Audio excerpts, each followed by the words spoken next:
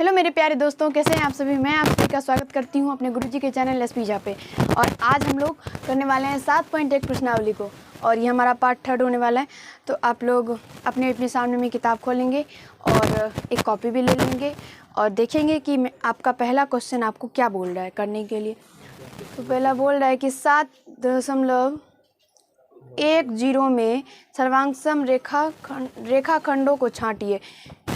आप टेस्ट कर सकते हैं। यहाँ पे बोल रहा है कि सर्वांगसम रेखाखंडों को छांटने के लिए बोल रहा है। आप लोग वहाँ पे देख सकते हैं रेखाखंड, और वहाँ पे अगर आप लोगों को नहीं दिख रहा होगा तो आप अपने अपने बुक में देख सकते हैं। देख लीजिए, पहला क्वेश्चन आपका यही है। तो मैं डायरेक्ट आपको बताऊंगी कि किसका कौन सा है। देखिए यहाँ पे 1 नंबर, तो यहाँ पे ए बी का है KL। तो ऐसे आप लोग लिखेंगे ए बी सर्वांगसम ऐसे KL। उसके बाद सी डी का है IJ। यहाँ पे फिर सी डी का है I और J, IJ, सी डी का IJ। और उसके बाद EF का है GH, EF। ऐसे सर्वांगसम ऊपर में रेखा भी दे देना, रेखाखंड का भी चिन्ह दे देना है। और किसका क्या है GH। बस इतना ही है। एक और रेखा आपका है जो है MN। तो MN का कोई रेखाखंड नहीं है, तो इसे हम वैसे के वैसे ही छोड़ देंगे। अब दूसरा बोल रहा है कि सर्वांगसम रेखाखंडों को मापिए, उनके माप के बारे में आप क्या कह सकते हैं। तो चलिए इनके माप के बारे में बताते हैं। इनके माप के बारे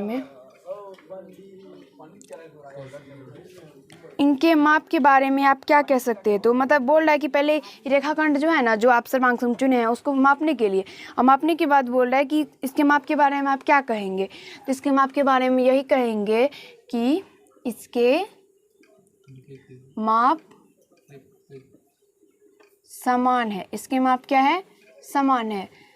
सर्वांगसम रेखाखंडों के माप समान है। और सर्वांगसम मैंने आपको पढ़ा दिया है कि सर्वांगसम मैंने आपको बता दिया है कि रेखाखंड सर्वांगसम हम कैसे जांच करते हैं। तो उनके रेखा को माप के ही जांच करते हैं। उसी प्रकार से हम कैसे जांच किए, तो इसे आप लोग अगर देखेंगे ना इसको ध्यान से, तो आपको पता चल जाएगा कि किसका कौन है। फिर भी आप लोग माप कर भी देख सकते हैं। तो यहाँ पे वही पूछ रहा है कि क्या कहेंगे। तो क्या कहेंगे, तो माप बराबर है। अब दूसरा क्वेश्चन पढ़ते हैं। नीचे दिए गए चित्रों में सर्वांगसम कोनों को छांटिए। बोल रहा है कि सर्वांगसम कोनों को छांटने के लिए, चलिए सर्वांगसम कोण को छांटते हैं।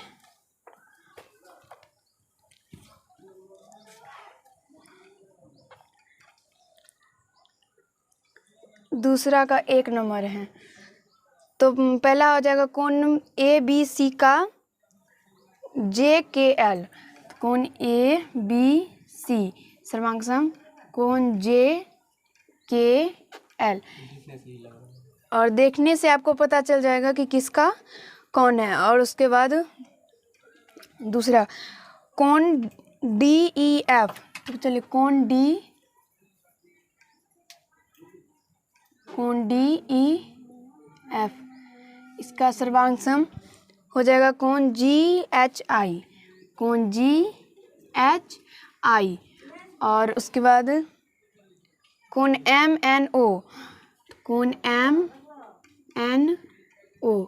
तो इसका सर्वांगसम हो जाएगा कोण PQR, कोण PQR। आप लोग अपने अपने सामने में किताब खोल के रखेंगे, तब आपको अच्छे तरीके से समझ में आएगा। और इसे आपको बोर्ड पे दिखाई पड़ रहा होगा। और दूसरा में है इनमें सर्वांगसम कोनों को मापिए। और आप कोण के बारे में क्या कहेंगे। अब इसमें भी पूछ रहा है कि इनके कोण के बारे में आप क्या कहेंगे। तो हम सर्वांगसम कोनों के बारे में यही कहेंगे कि इनके माप समान है। तो चलिए यहाँ पे लिखते हैं इसके माप समान है। आप लोग चांद की मदद से इस कोण को माप भी सकते हैं, और उसके बाद आप लोगों को खुद ब खुद पता चल जाएगा कि जो हमने आपको बताया कि ये कोण इसका सर्वांगसम होगा, उसका माप बराबर होगा। चलिए 3 नंबर क्वेश्चन को देखते हैं। तो 3 नंबर में है कोण ए बी सी तथा कोण डी ई आप सर्वांग सम है। यदि ए बी सी की माप 70 डिग्री तो कोण डी है। बाप रे बाप, कितना आसान है, कितना आसान है वो देखिए। यहाँ पे बोल रहा है कि कोण ए बी सी, कोण ए बी सी कितना है 70 डिग्री। तो और सबसे पहले तो ये है कि कोण ए बी सी सर्वांग सम कोण डी ई एफ, और कोण ए बी सी बराबर 70 डिग्री दिया हुआ है। चूँकि कोण ए बी सी बराबर 70 डिग्री और कोण ए बी सी सर्वांग सम कोण डी ई एफ, तो यहाँ पे पूछ रहा है कि इसीलिए डी ई एफ बराबर 70 डिग्री। सर्वांग सम कैसे होगा? जब दोनों बराबर होगा। अब बराबर है इसका मतलब कोण ए बी सी 70 डिग्री है, तो कोण डी ई एफ कितना होगा? 70 होगा, तभी ना सर्वांग सम होगा। 70 नहीं होगा तो सर्वांग सम नहीं होगा। अब चलिए 4 नंबर को पढ़ते हैं।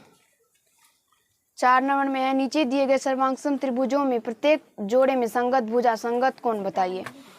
तो संगत भुजा और संगत कोण बताना है। चलिए 4 के 1 नंबर पहले देखते हैं। यहाँ पे हम क्या करते हैं, इसको ऐसे मिटा देते हैं और यहाँ पे आपको लिख देते हैं एम एन ओ सर्वांग सम कोण पी क्यू आर। आप लोग यहाँ से देख सकते हैं। और यहाँ पे हम लोग 4 नंबर क्वेश्चन को पढ़ते हैं। तो 4 नंबर में चित्र है, चित्र बना हुआ है और उसमें बोल रहा है कि त्रिभुज एक्स वाई जेड सर्वांग सम त्रिभुज ए बी सी। तो भुजा एक्स वाई जो है, भुजा एक्स वाई किसके बराबर होगा? तो भुजा एक्स वाई होगा ए बी के बराबर। चलिए 1 नंबर देखते हैं। एक्स वाई ऐसे दिया हुआ है ना, भुजा है ना यहाँ पे भुजा, और यहाँ पे तो इसके और यहाँ पे कोण है, यहाँ पे दे देते हैं कोण। और सबसे पहले सबको लिख लेते हैं, आप लोग भी लिख लीजिए यहाँ पे। इसके बाद है वाई जेड और यहाँ पे फिर है एक्स जेड, और उसके यहाँ पे कोण में है कोण एक्स, कोण वाई, कोण जेड, और इसमें भी किसका कौन सर्वांग सम होगा, कौन से कोण का संगत कोण कौन है, और इसमें कौन संगत भुजा है, वही हमको लिखना है यहाँ पे। तो दूसरा बाद में लिखेंगे, सबसे पहले एक को देखते हैं, उसके बाद दूसरा फिर लिखेंगे। नहीं तो दूसरा भी लिख लेते हैं। चलिए यहाँ पे ए बी सी और उसके बाद है ए सी। इसका हमें संगत भुजा कौन है वो लिखना है। और यहाँ पे कोण भी लिखते हैं, कोण ए बी सी, कोण बी सी ए, और कोण बी ए सी, इसका भी लिखेंगे। और तीसरा है ए बी डी और ए डी, और इसमें है कोण ए बी डी, इसका हमें संगत कोण लिखना है। और कोण बी डी ए, इसका हमें संगत कोण लिखना है। और कोण डी ए बी, इसका हमें संगत कोण लिखना है। और कहाँ से लिखना है तो आप लोग अपने अपने बुक में देखेंगे, यहाँ पे भी देख सकते हैं। ये बगल में चित्र आपको दिया हुआ है और इसी से हमको ढूंढ के लिखना है। 2 त्रिभुज दिया हुआ है सब में, और दोनों त्रिभुज से हमें देखना है कि किसका कौन सा होगा। तो चलिए सबसे पहले हम देखते हैं। तो एक्स वाई भुजा जो है उसका ए बी हो जाएगा, एक्स वाई का ए बी हो जाएगा।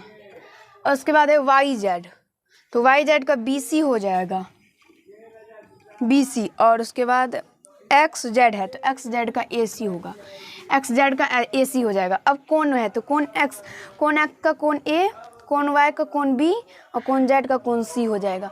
चलिए कोण एक्स का कोण ए, कोण वाई का कोण बी, और कोण जेड का कोण सी हो जाएगा। अब हम दूसरा त्रिभुज जो आपको दिया हुआ है उसमें देखेंगे। तो ए बी का ए बी हो जाएगा, बी सी का ए डी होगा, और ए सी का बी डी होगा। चलिए ए बी का ए बी होगा, बी सी का कितना होगा ए डी होगा, और ए सी का बी डी होगा। कोण को थोड़ा इधर लिख लेते हैं हम लोग। ये कोण ABC, कोण BCA और कोण उसके बाद BAC। तो सबसे पहले देखते हैं कोण ABC का क्या होगा। तो कोण ABC का हो जाएगा कोण BDA। कोण ABC का कोण BDA, कोण BDA। उसके बाद है BCA। कोण BCA का हो जाएगा कोण ADB, कोण ADB। चलिए कोण ADB और कोण BAC। तो कोण BAC का हो जाएगा कोण कोण ABD, कोण ABD। अब तीसरा को त्रिभुज को देखते हैं। आप लोग देख लीजिए, तीसरा त्रिभुज में AB है तो AB का CD हो जाएगा, BD का होगा BD का BD होगा और AD का BC होगा। तो चलिए AB का होगा CD, BD का होगा BD का BD होगा BD और AD का हो जाएगा AD का BC। और त्रिभुज को इधर लिख लेते हैं। ये कोण जो है, कोण को थोड़ा इधर लिख लेते हैं। कोण क्या क्या है, कोण ABD, कोण BDA, कोण BDA और कोण DAB, कोण DAB। तो कोण ABD का होगा कोण DCB, कोण DCB और कोण BDA का होगा कोण BDC, कोण BDC। कोण DAB का होगा कोण DCB, कोण DCB। आशा करती हूँ कि आपको ये समझ में आ गया होगा 4 नंबर। अब 5 नंबर को आप लोग पढ़िए। 5 नंबर में 2 वर्ग जिनकी भुजाएं समान है, क्या वे सर्वांगसम होंगे? तो इसका आंसर आपको हाँ में देना है। यहाँ पे 5 नंबर देखिए, डायरेक्ट ऐसे हाँ लिखना है। हाँ, मैंने आपको पीछे पार्ट में बता दिया। पार्ट 1 में मैंने आपको बता दिया कि वर्ग, आयत, इन सब सर्वांगसम होने का शर्त क्या है, मतलब कैसे हम पहचानेंगे कि ये सर्वांगसम है। तो यहाँ पे बोल रहा है कि इसके 5 नंबर में जो वर्ग की भुजाएं समान है तो सर्वांगसम होगा, तो हाँ होगा। आप लोग पार्ट 1 देख लीजिए। 6 नंबर है, एक आयत की लंबाई 10 सेंटीमीटर तथा चौड़ाई 8 सेंटीमीटर तथा दूसरे आयत की लंबाई 12 सेंटीमीटर, चौड़ाई 8 सेंटीमीटर। तो दोनों आयत को सर्वांगसम करने हेतु पहले आयत की लंबाई को कितना बढ़ाना पड़ेगा? तो चलिए यहाँ पे देखते हैं। 6 नंबर, पहले का लंबाई, तो लंबाई कितना है? पहले का 10 है, 10 सेंटीमीटर, चौड़ाई 8 सेंटीमीटर और उसके बाद फिर लंबाई दूसरे त्रिभुज का, यहाँ पे दूसरे आयत का लंबाई 12 सेंटीमीटर, दूसरे आयत का लंबाई 12 सेंटीमीटर, चौड़ाई 8 सेंटीमीटर है। तो यहाँ पे बोल रहा है कि जो दूसरे त्रिभुज के, फिर से पढ़िए, दोनों आयत को सर्वांगसम कर, अगर दोनों आयत को सर्वांगसम करना हमें हो तो हम पहले आयत की लंबाई को कितना बढ़ाएंगे? तो आप लोग देखेंगे तो पहला लंबाई कितना है? 10 सेंटीमीटर और दूसरा 12 है। तो आप लोग वैसे ही समझ गए होंगे कि 2 सेंटीमीटर बढ़ाना पड़ेगा। आप लोगों को वैसे समझ में नहीं आता है तो दूसरे आयत की लंबाई जो है उसमें से पहले आयत की लंबाई को माइनस कर दीजिए। डायरेक्ट आपको यहाँ पर लिखना है 2 सेंटीमीटर। ये सब लिखिएगा तो ठीक है, नहीं लिखिएगा तो फिर भी कोई बात नहीं। ऐसे ये भी 2 सेंटीमीटर, डायरेक्ट आप ऐसे आंसर भी लिख सकते हो। तो आशा करती हूँ कि आपको ये प्रश्नावली 7.1 ख़त्म हो गया और समझ में भी आ गया होगा आप लोगों को। अगर आप लोगों को अच्छा लगा तो लाइक कर दीजिएगा।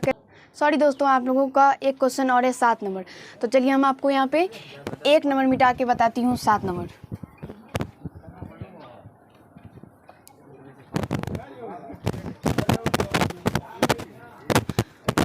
और 7 नंबर आपका बहुत आसान है, आप लोग से खुद भी बन जाएगा। अगर आप लोग पार्ट 1 देखे होंगे तो पक्का बन गया होगा।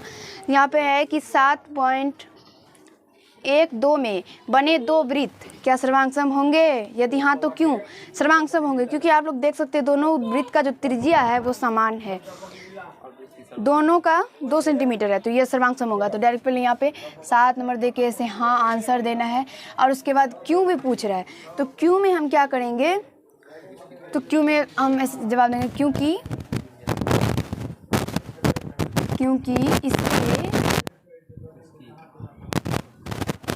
क्योंकि इसकी त्रिज्या समान माप के है, क्योंकि इसकी त्रिज्या समान माप की है,